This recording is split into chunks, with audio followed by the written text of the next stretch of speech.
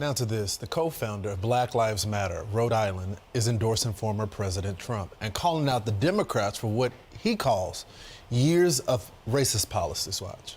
What's going on, people? My name is Nate the Lawyer, and as you saw from the opening, this looks crazy. All right, so I got this video from someone. Thank you for sending me this video, the fan that sent me this video. And I was like, at first, they wrote, hey, BLM supports Trump. I was like, this is probably like some spam, some craziness that somebody just sending me. So I wasn't even going to click on it. So I'm like, but I don't click on links, so I do reverse searches. So I'm like, oh, it says BLM is endorsing Trump. Now, the reason why I'm pretty shocked is because they march in the streets against this guy, right? It's been that the whole BLM movement was an anti-Trump movement, essentially. So now I'm like, all right, let me at least look at it. So instead of doing like this deep dive into it, because we all know what BLM is, we all know who Trump is, it is what it is. I'm just going to react to the interview from Fox News. So let's check this out. Now to the co-founder of Black Lives Matter, Rhode Island, is endorsing former President Trump and calling out the Democrats for what he calls years of racist policies. Watch.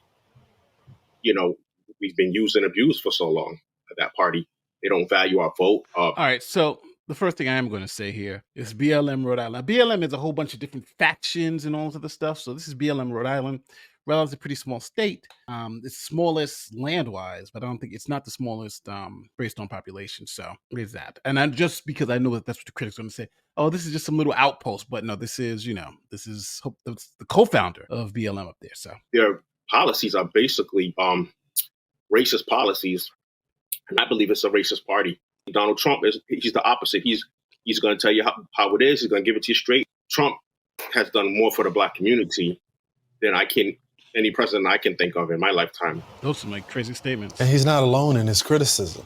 President Biden faces dismal approval numbers among Black voters. Look at those approval numbers. 40%. Now, mind you, Black people have to vote for this man for him to become president. It's a long way until November. We got more questions. You got more questions, but I tell you, if you have a problem figuring out whether you're for me or Trump, and you ain't Black. It don't have nothing to do with Trump. It has to do with... He needs about 80 to 90% of the Black vote if he wants to stay in office. With 40% approval ratings? Ugh. Oh, this is disapproval. So these are people who disapprove. 40% of the people disapproving of him. Almost 60% of Hispanic voters. That's usually doom and gloom for Democrats. That's not but he has another year to pick it up, but that does not look good for Joe Biden. I don't care who's telling you whatever, from Fox News to MSNBC, these numbers show that he's going to lose to anybody. In key swing states. Joining us now, the co-founder of Black Lives Matter Rhode Island, Mark Fisher. Mark, thanks so much for joining the program. This is my favorite story of the day because it identifies with what I've seen in the barbershop. All the brothers, for some reason right now, are turning tides right now. And I just wonder, what is the big reason? I'm going to say this, though.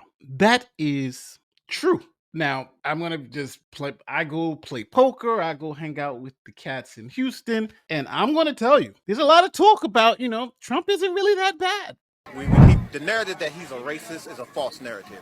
We know it's a false narrative. It's a push. He wasn't called a racist until he started running for office. Before then, he was hanging out with every rapper, in the city. So how can he be a racist up until one point, and then all of a sudden he's a racist all of a sudden? I don't give a fuck who look at me different. I'm voting for Trump. I'm voting for Trump. Y'all can kiss my ass.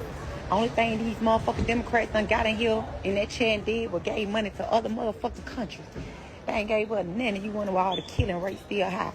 If it comes down to Donald Trump and smoking Joe Biden, I'm sorry. I am sorry. Voting for Donald Trump is on the table. I'm sorry. I'll still call him Donald Trump, and all that. But we need to get this whole situation under control. I'm kind of shocked to see it. Now, before, when I was up in New York, all racist, now even my cats in New York were even saying, this Trump thing may not be as bad as I thought it was. I'm just saying, that's the word on the street. It may not be accurate, but that is the word on the street. I think personally, it's the duplicity of the Democrats, the hypocrisy. We're not stupid. The brothers are not stupid. We understand when someone's for us and when someone is not. And it's obvious that the Democratic Party is not for us. Yeah, I keep... Their policies actually strike at the heart of the Black family and the nuclear family. You know what I think? I think what he's really talking about is that, now, I hate tying everything back to the migrant crisis, but I think that has something to do with this. I think the issue is going on is that Democrats were seen as pro-poor, pro-immigrant, while Republicans were seen as, pro-business, pro-wealthy, that type of thing. But now, because of the migrant crisis, migrants are coming in and they're going to these Democratic cities. The Democrats are in this bind where they're like, oh, let's take care of the migrants. Like what's going on in New York City. All right, we're going to spend billions to take care of these migrants. But those billions of dollars, they cut police. They cut city services. They're cutting food pantries for the people who are there, the Black people who are there, and the Black people who are there. And I think what that does is it turns those people against the Democrats. It's like, hold on. This other guy was saying, keep all these people out so we can have this money, have these resources. You said, bring them all in, brought them all in, and now are giving them all the money that you were supposed to give to us. That put those two sets of people against you. But the thing is that just like in Chicago, one side of people can vote. The migrants can't vote. And I think this is where this is coming to, because now people are saying, all right, Biden loves the migrants. The Democrats love the migrants. Let the migrants vote for the Democrats. Because now those Black people in those struggling places are saying, we're going to vote for somebody else. Now, I don't know if they're going to vote Republican, because I know Chicago's like 90% Democrat. But listen to this clip real quick of what the people in Chicago are saying about voting for Brandon Johnson. They got buyer's remorse. I'm standing here tonight with buyer's remorse because I supported Mayor Brandon Johnson. I feel like a fool right now. I feel like a plum fool. But I tell you what, it's okay. Because as I said last night, you can slap us in the face by ignoring us today, but we are punching you in the face by ignoring you at the polling places tomorrow. Yeah, so, you were part of Black Lives Matter. You founded it there.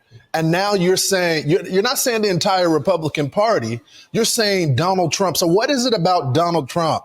Is it the economics? You noted the Black family. What is it going to take for him to shore up this support amongst Black voters? Well, I just think I do think that is important. He's not saying the whole entire Republican Party. He is just saying Donald Trump. Yeah, I didn't see. That's why you got to listen. That it's going to take information. A lot of people are misinformed. They don't really understand because they don't educate themselves on Donald Trump as a person and his history. But if they do that, and it's going to take, leaders, educated leaders, getting the word out there, I think that it'll happen on its own, and it'll be organic because personally, I love the man. I mean, how could you not like if a real man? How could you not relate to someone like that?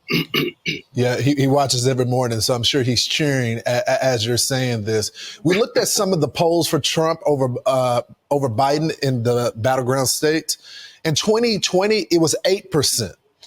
Look at that. Just really take that in. Really take that in. In 2020, it was 8% support in swing states. Now it's 22%. That is disaster for a Democrat. You thought Hillary Clinton had it bad. What that shows is an utter disaster going into election season.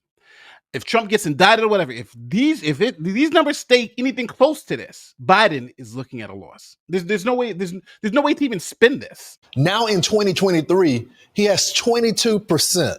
And that's just not Black men. So the election is right around the corner. If you had the opportunity to talk to the former president, I'm sure he's watching right now, what would you tell him? Call me on my cell phone, man. I'll stop for Trump. Mark, I'm fascinated by you. Why did you end up leaving Black Lives Matter? Or are you still affiliated with it?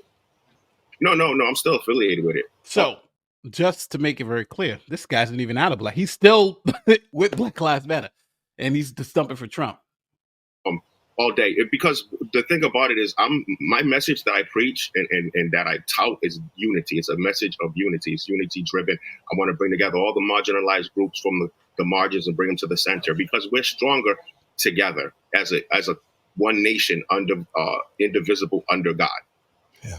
Mark Fisher, I think all Americans can go with a message of unity. We thank you so much for coming on the program. I hope you'll come back. Co-founder of BLM in Rhode Island, who's still in BLM, that it's all for Trump. and he's ready to even stump for Trump. This is a real shocking turn of events, people. You know, in terms of that, because, you know, again, Black Lives Matter was the anti-Trump thing, you know, as radical left as you can get. Now I think these economic policies, inflation, the migrant crisis, and all this stuff is finally just woken people up, and it's starting to wake even the most radical of them to say, hey, listen, we need to we may need to do something different.